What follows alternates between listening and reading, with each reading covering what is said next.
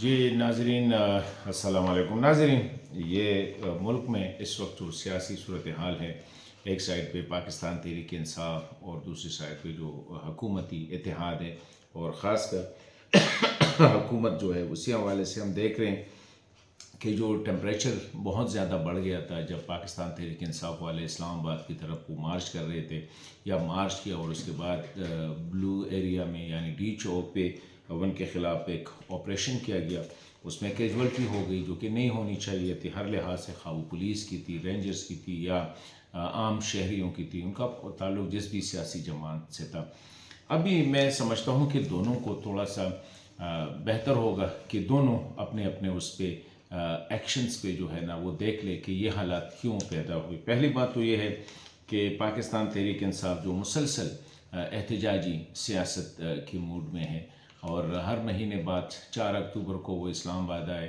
ایک وہ جب شنگھائی کوآپریشن آرگنائزیشن کا اجلاس ہو رہا تھا، اس کے بعد ابھی پورے ایک مہینے بعد یعنی 24 نومبر کو دوبارہ اسلام آباد آئے. اس سے پہلے بھی اسلام آباد کی طرف مارچ کیا تھا، اور اس میں یہ بھی حقیقت ہے کہ خیبر پختونخوا کے وسائل اور ان کی جو مین پاور ہے اس کا بھی استعمال ہو رہا ہے. پھر یہ جو ہوا اٹک پولیس، ان کے مطابق جو ہے تقریباً 145 ان کے جو پولیس ہے وہ مختلف اس میں زخمی ہوئے، اور اس میں ایس ایس پی لیول کا بھی شامل تھا. آنسو گیس کا استعمال جو کہ دونوں سائڈ سے ہو رہا تھا. پھر یہ الزام کہ ان کے پاس جو آنسو گیس تھا پی ٹی آئی والوں کے ساتھ، وہ ذرا زیادہ اچھی کوالٹی کا تھا. اور اس طرح اس نے جو تصویریں دکھائی کچھ سنائپرز وغیرہ کی، یا ان کے ساتھ جو کمیونیکیشن سسٹم تھا، یہ بھی ایک. پھر رینجرز کی شہادتیں ہوئیں، پولیس کی شہادتیں ہوئیں. پھر یہ جو پولیس کی وردی کی بے حرمتی کی گئی، میرے خیال میں پولیس ایک ایسا ادارہ ہے، یہ سب کا ہوتا ہے، یہ کسی ایک پارٹی کا نہیں ہوتا ہے. لیکن بدقسمتی یہی ہوتی ہے کہ جب سیاسی لوگ جو اقتدار میں ہوتے ہیں پھر وہ اس کا استعمال کرتے بھی. اس طرح پشاور میں چند مہینوں پہلے ہم نے دیکھا تھا کہ اساتذہ پہ لاٹھی چارج کیا گیا تھا، تو پولیس بیچارے کو اگر آپ کہتے اس نے نہیں کرنا تھا، لیکن وہ حکم تھا. تو پولیس تو وقت کی جو بھی حکومت ہوتی ہے ان کے آرڈر کی پابند ہوتی ہے. پھر بھی کوشش کی گئی، اور ان کے ساتھ یہ ہوتا ہے ٹیئر گیسنگ ہوتی ہے، لاٹھی چارج ہوتے ہیں وغیرہ وغیرہ، اسپان ٹائم اریسٹ ہوتے ہیں، وہ پھر ختم کرتے ہیں.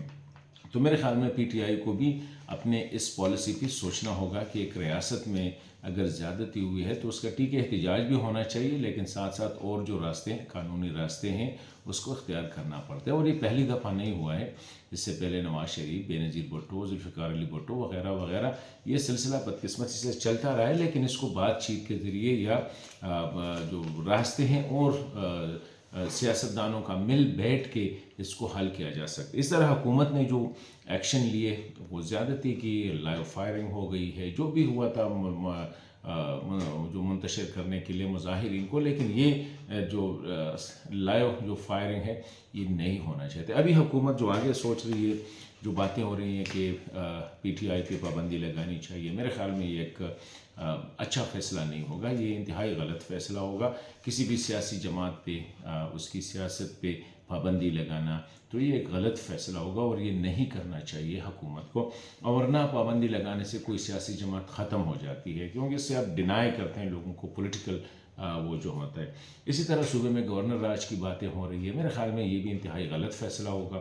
صوبہ پہلے سے ایسے حالات سے گزر رہا ہے جو کہ انتہائی مخدوش حالات ہے سیکیورٹی کے، وہاں پہ اس قسم کے فیصلے جو ہے وہ حالات کو مزید خراب کر سکتا ہے. تو میں سمجھتا ہوں کہ دونوں کو ایک قدم پیچھے جانا چاہیے، حکومت کو بھی اور پاکستان تحریک انصاف کو. کوشش ہونی چاہیے، آخر میں یہی بات کہوں گا کہ یہی کوشش ہونی چاہیے کہ کسی طرح جو ہے حالات کو ان کو ڈیفیوز کیا جائے اور بات چیت کا سلسلہ شروع کیا جائے، کیونکہ کوئی بھی ایک دوسرے کا دشمن نہیں ہے، اور مسائل جو ہے وہ بات چیت سے ہی حل ہو سکتے ہیں.